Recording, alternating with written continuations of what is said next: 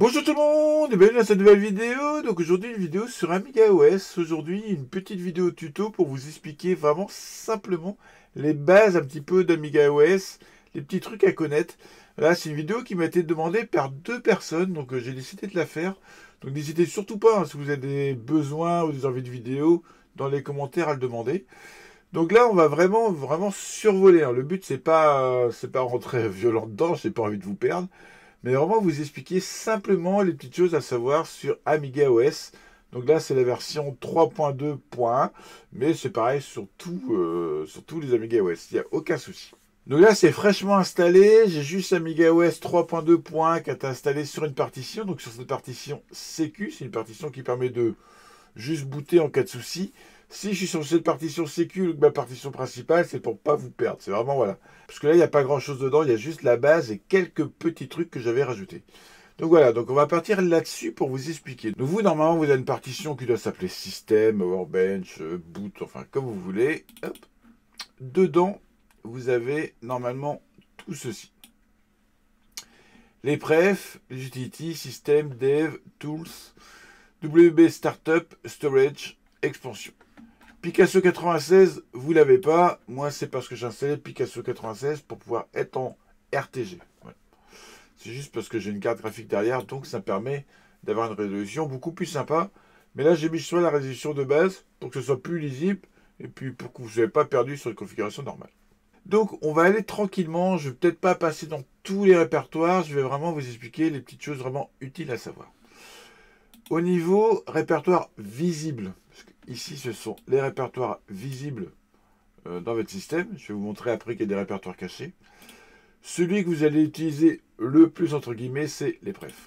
Les prefs, dedans, vous avez tous les outils pour configurer comme vous voulez votre OS. Donc la première chose qu'on a tendance à faire, c'est aller dans local et mettre en français. Ici France, et puis là, choisir le pays. Donc de sauvegarder. Je conseille d'essayer de prendre l'habitude de, si c'est une option que vous n'avez jamais testée, vous l'utilisez d'abord, vous cliquez sur utiliser, elle se referme, et si ça marche, vous retournez dessus et vous sauvegardez. Voilà, ça peut vous éviter quelques mauvaises surprises. S'il y a quelque chose qui bug, que vous avez cliqué sur utiliser, si ça bug, il suffit de redémarrer l'Amiga et c'est pas sauvegardé. Donc, petite astuce à prendre vraiment l'habitude de le faire, ça va être vraiment pratique. Et pareil, ici dans les inputs, vous pouvez régler votre clavier. Moi j'ai un clavier QWERTY, donc je reste en américain, mais ici vous pouvez mettre en français, enfin vous pouvez mettre ce que vous voulez, suivant le clavier que vous voulez. Vous pouvez régler la vitesse de la souris, le dé de répétition, tout ça. Donc ça, ce sont les deux points, on va dire, importants. Dans le troisième point important, on va aller, hop, ici dans le réglage de l'écran. Donc ici, vous pouvez choisir votre résolution. Moi j'en ai plein parce que j'ai le RTG de la saga, mais ici vous choisissez le mode que vous voulez, vous choisissez le nombre de couleurs que vous voulez, plus les couleurs plus c'est gourmand, vous choisissez le nombre de couleurs que vous voulez. Vous pouvez faire un test si vous voulez, voilà, un test comme ça vous savez au moins que votre moniteur accepte cette résolution. Vous pouvez bien sûr utiliser si vous voulez, et une fois que vous êtes vraiment sûr, vous sauvegardez. Donc ça, ce sont les choses importantes. Il y a le réglage de l'heure, donc si vous avez une pile, si vous avez une connexion réseau, ça peut être bien. Si vous n'avez pas ça, vous embêtez pas avec, parce qu'à chaque redémarrage, elle sera perdue. Ici, c'est pour les fonds d'écran. Vous pouvez choisir le fond d'écran que vous voulez. Donc là, il y a une image par défaut, mais vous pouvez mettre un motif si vous voulez. Vous pouvez choisir soit un motif là, vous pouvez dessiner ce que vous voulez comme motif. Voilà, on va dessiner ça. On va faire utiliser. Hop, vous voyez, le fond est passé comme ça. Donc là, je vais remettre une image. Hop, mince.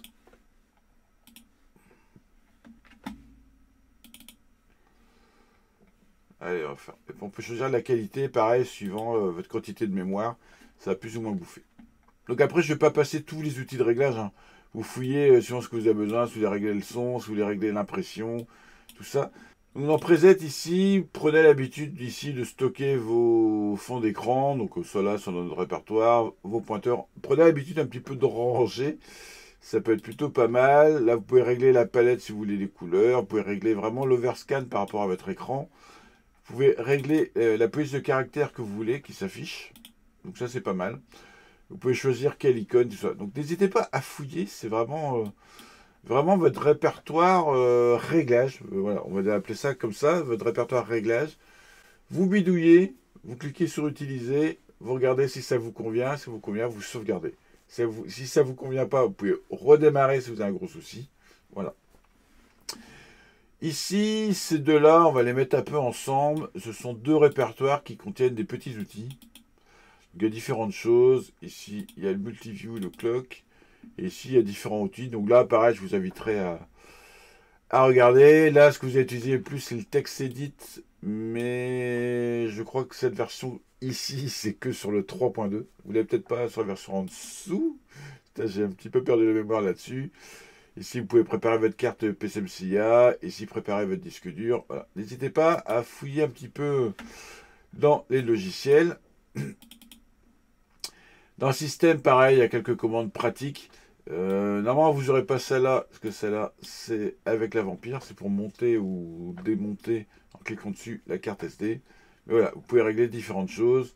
Je survole vraiment simplement parce qu'un utilisateur de base, normalement, ne va pas trop utiliser ceci. Il va juste utiliser HD Toolbox pour configurer justement ses disques durs, mais après, ne va pas trop aller dedans. Donc, je vais vraiment toucher que l'utilisateur de base et vraiment essayer d'expliquer simplement, en des fois changeant un petit peu les mots pour vraiment que ça soit simple. Donc ici, ça va être tous les petits programmes que vous voulez qui se lancent au démarrage. Vous les collez dedans, tout ce qui se lance au démarrage. Par exemple, moi, donc vous n'avez pas tout ça par défaut. Moi, par exemple, j'ai le SD0 qui permet au démarrage de monter la carte SD qui est derrière.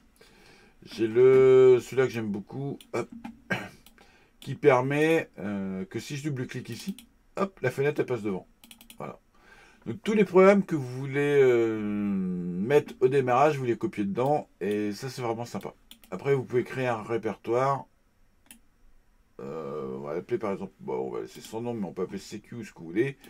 Vous mettez dedans ce que vous voulez pas qui démarre au démarrage et ça ne démarrera pas au démarrage. Il prend vraiment que les icônes ici. Hop. Donc maintenant, c'est deux répertoires qui sont ensemble vraiment pour expliquer de manière simplement, c'est pas tout à fait vrai, mais voilà, vraiment simplement, on va dire, ce sont vos drivers qui sont dedans. Voilà, vraiment pour expliquer simplement, ce sont vos drivers. Storage contient les drivers qui ne sont pas utilisés, donc vous pouvez aller dedans, fouiller et les lancer. Donc c'est pratique si vous avez par exemple quelque chose que vous utilisez une fois tous les 10 ans. On va dire par exemple la carte SD, là je l'ai montée en automatique dans le répertoire de démarrage, mais je peux ne pas la monter en automatique si j'ai pas de carte SD derrière. Le jour où je mets une carte SD derrière, je vais ici dans Draws Driver, je sais qu'elle est là, je double-clique dessus et ça va la monter. Voilà. C'est vraiment un exemple. Et Devs, au contraire, contient donc les mêmes répertoires, c'est la même structure derrière, mais va contenir tout ce qui est lancé au démarrage. Voilà.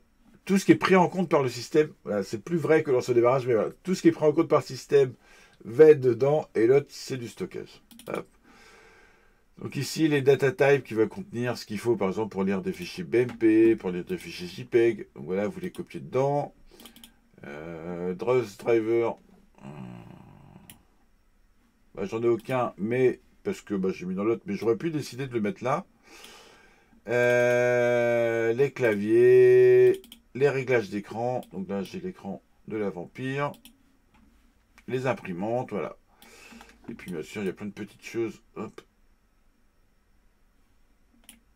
Il y a plein de petites choses cachées. Faut pas hésiter sur Amiga, faut tout en fouiller. Il y a plein de petites choses cachées. Donc voilà, pour expliquer simplement ces deux répertoires. Et sinon, après, vous faites hop, clic droit, montrer tous les fichiers. C'est en français parce que bien sûr, dans les prefs, je l'ai mis en français. Vous voyez ici, il y a différents répertoires cachés. Je vais vous expliquer simplement le plus important. Alors, les fontes. Ici, vous allez pouvoir mettre tous les polices de caractères que vous avez besoin, que vous voulez utiliser, tout ça, vous pouvez les mettre dedans. Donc, elles seront prises en compte par le système. C'est vraiment proche du répertoire fonts dans Windows.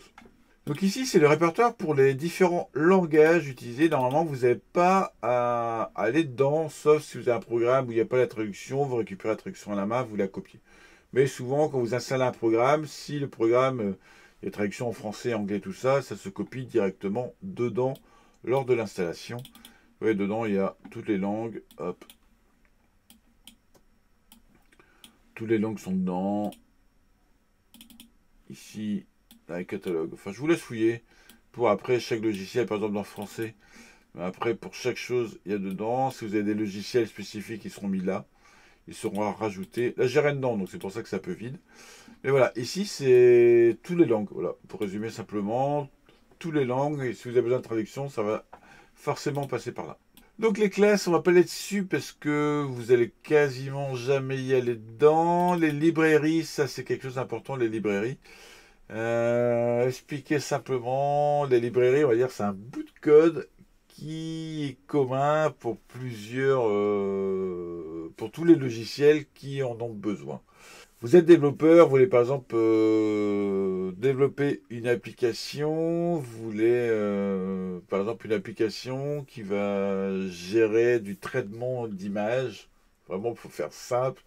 Vous voulez pas vous embêter à aller chercher, à refaire le code qui va chercher par exemple les data types sur Amiga, bah, vous pouvez récupérer ici une partie du code pour vous simplifier votre développement. Voilà, c'est vraiment expliqué de manière simple. Je ne sais pas trop comment l'expliquer, mais voilà, vraiment de manière simple. Et donc dans la librairie, vous allez en avoir surtout besoin parce que vous allez assez souvent tomber sur des logiciels qui vont dire ne fonctionne pas, il manque telle librairie. Donc là, vous allez la chercher par exemple sur Aminet et vous allez la copier dans ce répertoire, dans le répertoire libs pour que votre programme puisse fonctionner. Voilà, j'espère avoir été assez simple. J'ai pas trop envie de vous perdre, j'ai pas envie de partir trop dans les trucs techniques. Donc ensuite, on va passer sur le répertoire C. Donc ce répertoire est vraiment très important. C'est le répertoire qui va contenir toutes les commandes Amiga OS que vous allez pouvoir lancer. Par exemple, hop. Vous les voyez ici, il y a toutes les commandes qui peuvent. Par exemple, si vous voulez décompresser un fichier avec le LHA, bah, vous copiez votre répertoire dedans. Donc, par exemple, vous allez lancer un logiciel compression, extraction qui va aller directement dans le C, le récupérer. Mais vous pouvez, en exécutant une commande, vous pouvez taper. Ah, si je me trompe de clavier. Vous pouvez taper LHA et là, donc là, vous avez les informations sur comment l'utiliser. Mais là, voilà, vous pouvez utiliser comme ça la commande qui est dans le C. J'espère aussi être assez simple. Donc tout ce qui est commande, ça a placé dedans. Je précise bien commande, je ne veux pas dire programme, parce que les programmes que vous installez, par exemple Amiga Amp ou autre chose, c'est pas à mettre dans C, hein, c'est vraiment à mettre ailleurs. Mais c'est vraiment les commandes qui vont être utilisées. Par exemple, il y a WHDLoad que beaucoup de monde utilise. WHDLoad, donc quand vous avez un jeu WHDLoad, sur l'icône, il lui dit d'aller chercher justement la commande WHDLoad qui va permettre de lancer le jeu. Donc voilà, donc tout ce qui est commande, ça met ici, et ça, forcément, vous allez souvent l'utiliser. Les scripts, non, ça, vous allez jamais l'utiliser, je ne vais pas vous détailler. Tempora non plus, le reste non plus. Allez, on va s'arrêter sur le S. Le S qui est quelque chose de vraiment très très important, c'est ce qui va contenir, ce qui permet de démarrer l'Amiga OS. Hop. Donc pour démarrer l'Amiga OS, ici il y a la startup séquence. C'est une séquence texte. Ouais, il est ouf. C'est une séquence texte qui donne en instruction à l'Amiga OS tout ce qu'il faut faire pour démarrer. Alors je vous invite aussi, si possible, de ne pas trop toucher à la startup séquence, de ne pas trop toucher parce qu'il va aller chercher en plus une user startup. Donc pas trop toucher à la startup séquence, sauf si vous avez besoin de quelque chose qui se lance vraiment, vraiment dès le démarrage, vraiment en tout début. Là, vous pouvez la modifier, mais sinon je vous invite à pas trop la modifier pour éviter les crash system et de plutôt passer par la user startup qui elle va contenir, vous pouvez rajouter comme ça tout ce que vous voulez en commande au démarrage. Donc là il n'y a que Picasso 96, Les différents programmes que je vais installer, s'ils ont besoin de quelque chose de démarrage, ça va être rajouté là. Il y a plein de choses qui vont être rajoutées tout seul. Et puis vous pouvez rajouter, vous, par exemple sur la Vampire, si je veux un réglage avec V-Control, je peux le mettre ici. Donc voilà, ça c'est les choses importantes. Pareil pour WHD Load, ceux qui ont une clé, bah, vous la copiez là. Souvent les clés justement sont à copier là. Souvent. Pas toujours, mais souvent les clés des programmes, il y a une petite habitude où elles sont mises dans le S. Et là pareil, vous pouvez régler les préférences de WHD Load comme vous voulez. Donc voilà pour le répertoire S. Donc voilà, c'est tout pour cette vidéo. C'est juste histoire de vous donner des bases sur Amiga OS pour pas juste avoir fait une installation et lancer du WHD Load, pour un petit peu mieux comprendre comment fonctionne le système, un petit peu mieux vous repérer où se trouve tel ou tel fichier. Je vous invite fortement à bidouiller par vous-même. Vous allez tout planter, c'est pas grave, c'est comme ça qu'on apprend, mais bidouiller par vous-même. N'hésitez pas à faire une partition sécu comme moi qui permet justement en cas de plantage de pouvoir revenir facilement. J'espère que cette vidéo servira à certains. Et puis j'espère surtout ne pas avoir été trop compliqué. J'ai vraiment essayé d'expliquer simplement les choses. Et puis bien sûr, si vous avez d'autres envies de vidéos de ce genre, n'hésitez pas à me le demander. Allez, bye bye tout le monde!